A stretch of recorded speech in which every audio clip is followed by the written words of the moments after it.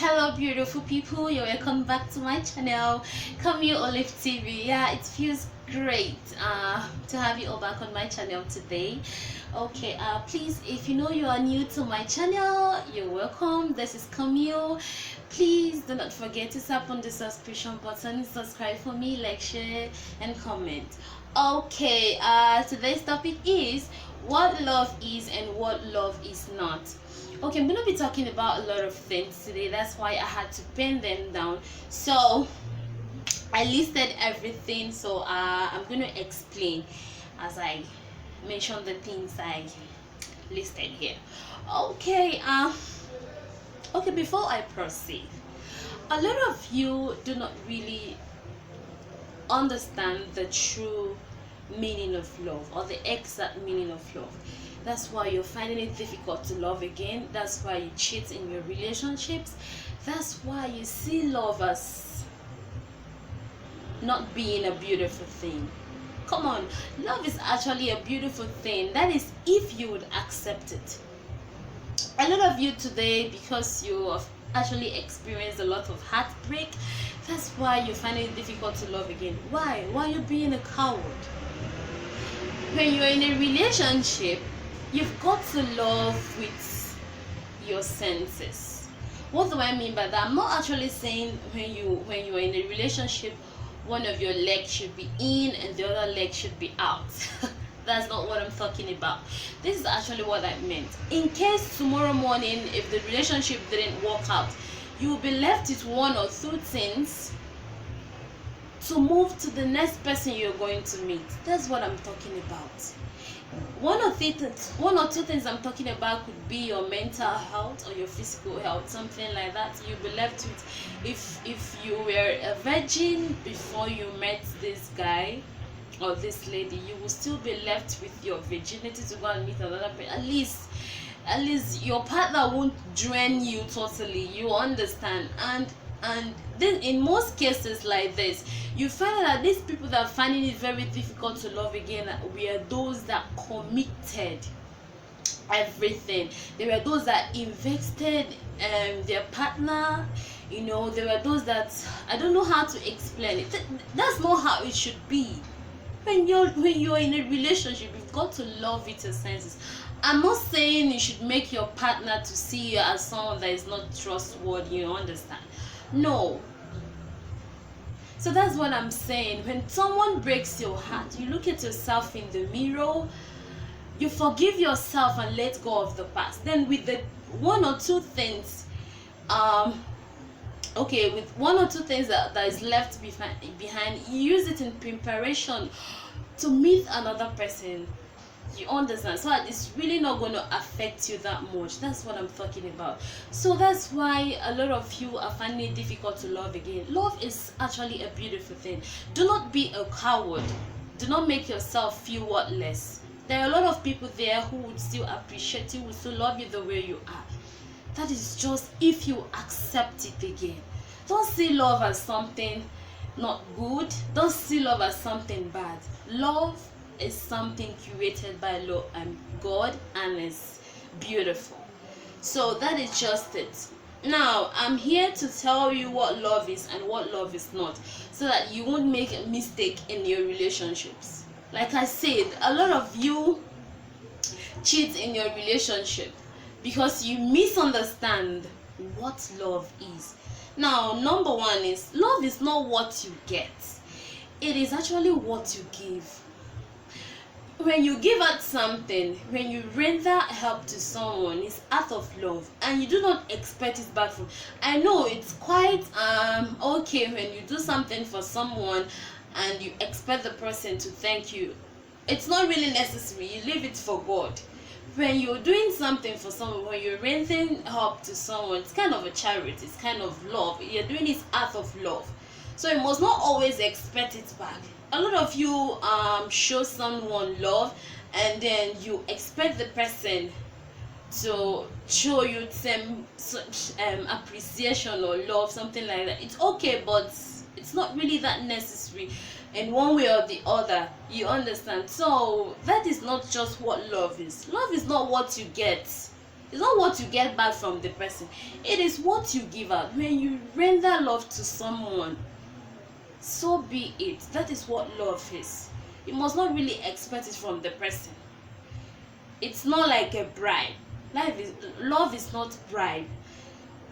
It is out of willing, like you're willing to do this from your heart. Do you understand? So number 2 is love is not self. Love is the one you are looking at. Love is not self. A lot of you are so selfish in your relationship. You're so self-centered to the extent you only want your partner to show all the love to you.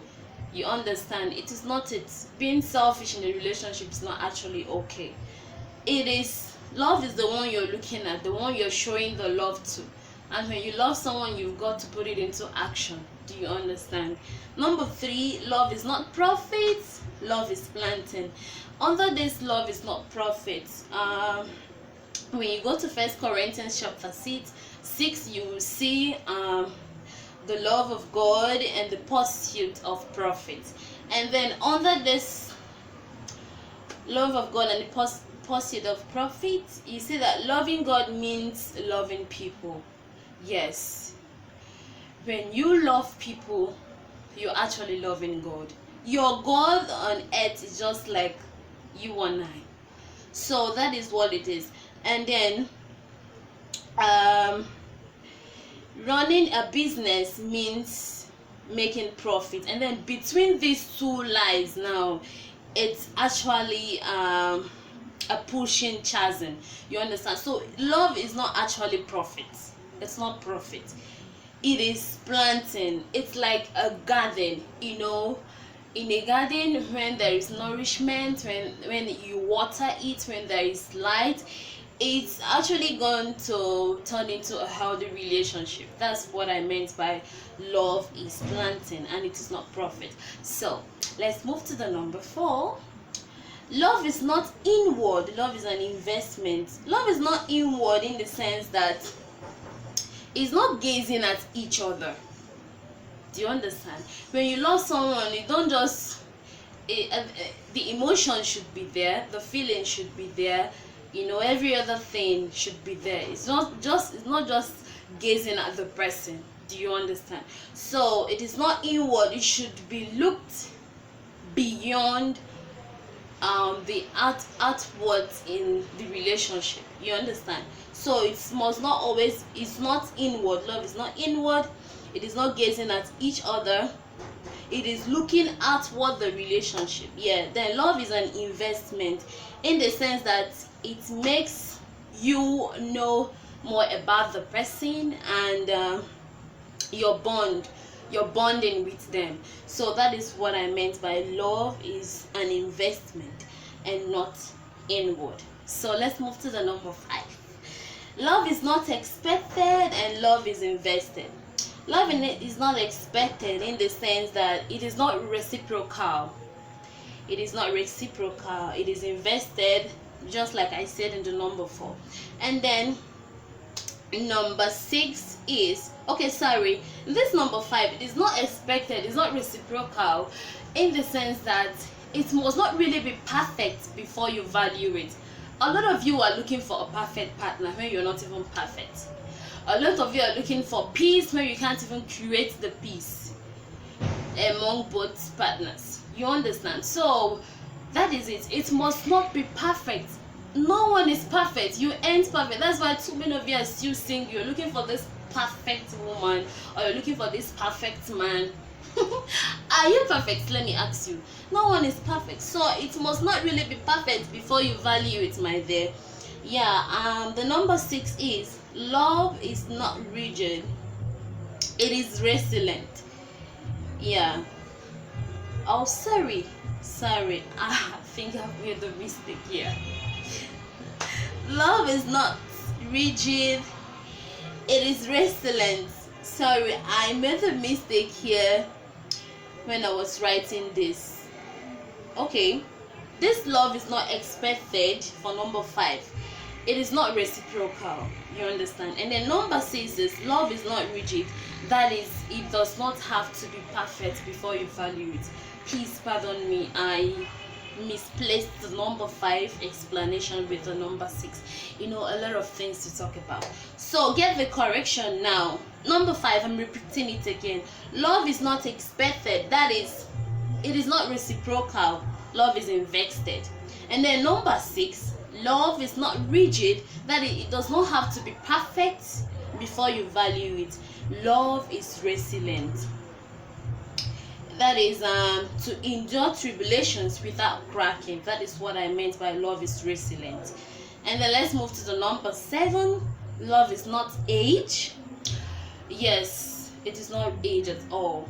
Love is the content and capacity in your relationship, the substance in there. That is what love is. It's not all about age. So let's proceed. Resilience to bend, that is patience to wait, that is the perseverance to make another better, discipline not to cower and change, godliness to look above fault. Yes, you should try and look above fault. You should try and tolerate a little bit. Yes, wisdom to live out of the woods of confusion, the capacity to uphold without breaking, cushion to carry out of the hot sands of deserts, captainship to steer through rough waters, stewardship to serve and not to be served, eyes to look and not to see. Eyes to see and not to look. Love is hindsight, that is to not repeat the costly mistakes others incurred. Love is foresight to dispel innate irrationalities. Life is a function of love. God is love, and love is God. A realm above manhood. All can attend to it, few reach for it. All your losses should be attributed to your voidness of love. Yeah, okay. I think with my research, with my little knowledge and my mentors I listened to, I was able to fish out these things, what love is and what love is not, so that it will help you all in your relationship. So I hope you understood the true meaning of love, what love is and what love is not. Please put it into practice. It's really going to help you in your marriages and in your relationship. Thank you so much. It's still your young motivator towards living a purposeful life based on relationship goals and how to build a healthy marriage. Thank you so much for your little time. Till we meet next time for another wonderful episode. Thank you. Bye for now.